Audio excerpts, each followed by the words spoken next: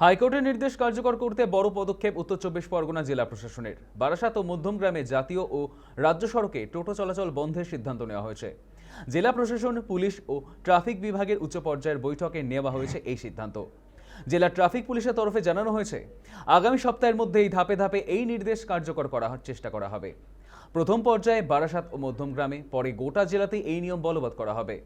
বর্তমানে বারাসাত শহরে প্রায় 10,000 টোটো চলাচল করে। এর মধ্যে পুরসভার সাময়িক অনুমোদনপ্রাপ্ত টোটোর সংখ্যা মাত্র 3,500।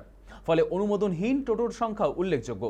নিষেধাজ্ঞার আওতায় আসছে NH-12, NH-112 এবং 2 নম্বর রাজ্য সড়ক।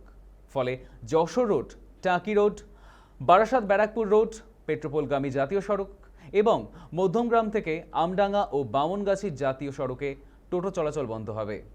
তবে শহরের অভ্যন্তরীণ রাস্তা, গলি ও সার্কুলার রোডে টোটো চলাচল চালু থাকবে। জেলা ট্রাফিক পুলিশের দাবি, এটি নতুন কোনো সিদ্ধান্ত নয়। হাইকোর্টের নির্দেশ মেনেই জাতীয় ও রাজ্য সড়কে টোটো চলাচল বন্ধ করা হচ্ছে।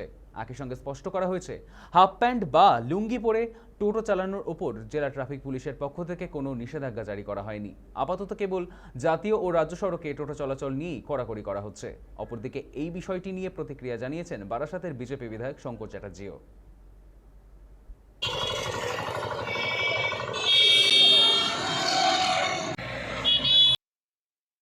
টোটোকে নিয়ন্ত্রণ করা হবে। যেখানে সেখানে রাজপথগুলোতে টোটো উঠবে না। এদের যান চলাচল মসৃণ হতে পারছে না। টোটোওয়ালারা তারা তাদের জীবিকার জন্য কাউকে ডিস্টার্ব না করে যদি জীবিকা অর্জন করতে পারে, অসুবিধা কিছু নেই। কেননা যেখানে সেখানে দাঁড়িয়ে পড়লাম, যে কোনো ঢুকে পড়লাম, এটা চলবে না। মেন রোডগুলোতে টোটো বন্ধ হওয়া দরকার আছে। দেশে হাই রোড যে দখল হয়ে যায়, তাদের লজ্জার কিছু নেই। এবং টোটোদের জন্য যে দোকানগুলো আছে, তাদেরও প্রচুর কমপ্লেন আমার কাছে এসছে। আমি চাইবো টোটোওয়ালাদের সুবুদ্ধি উদার হোক, তারা তাদের প্রমোশন করুক, কিন্তু আইন যা করবে আইনের বাইরে গিয়ে নয়। আইন যেটা হবে তার মধ্যে থেকে তাদের জীবিকা নির্ভর করতে হবে।